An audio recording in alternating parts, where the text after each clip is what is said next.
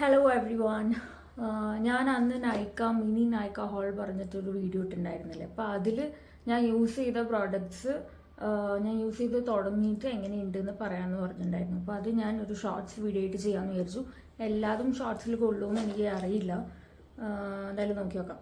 So first ഞാൻ ഈ lip balm അന്ന് വാങ്ങിയിട്ടുണ്ടായിരുന്നു. വിഷ് കെയറിൻ്റെ സെറമൈഡ് ലിപ് ബാം. ഇതിന് അന്ന് ഞാൻ കാണിച്ച പോലെ ഒരു പിങ്ക് ടിൻറ്റാണുള്ളത്. ഞാൻ ലിപ്സിൽ അപ്ലൈ ചെയ്ത് കാണിച്ചു തരാം.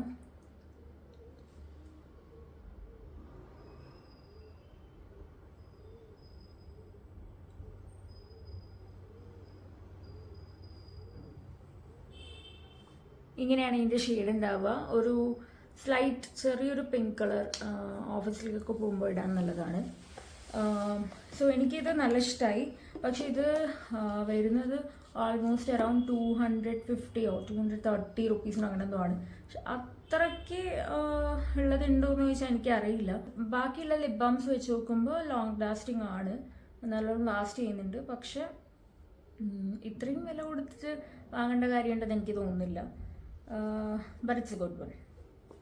പിന്നെ നെക്സ്റ്റ് ഞാൻ ഈ ഒരു ബ്യൂട്ടി സ്പഞ്ച് വാങ്ങിയിട്ടുണ്ടായിരുന്നു. അപ്പോൾ ഇതിൽ ഞാൻ ഒരെണ്ണം മാത്രമേ യൂസ് ചെയ്യുന്നത്. ഇങ്ങനത്തെ ഒരു കോലായി യൂസ് ചെയ്ത് ഇതൊന്നും ഞാൻ പൊടിച്ചിട്ടില്ല. This is very nice. ഇത് ഭയങ്കര ഇഷ്ടപ്പെട്ടു, നല്ല ക്വാളിറ്റിയാണ്.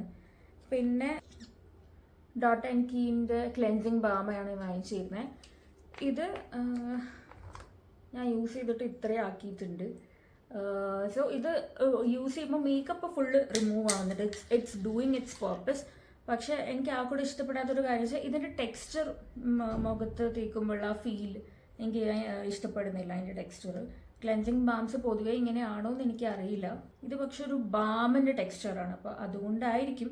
ബട്ട് മേക്കപ്പ് എല്ലാം ഫുള്ള് പോകുന്നുണ്ട്. So it's A good one.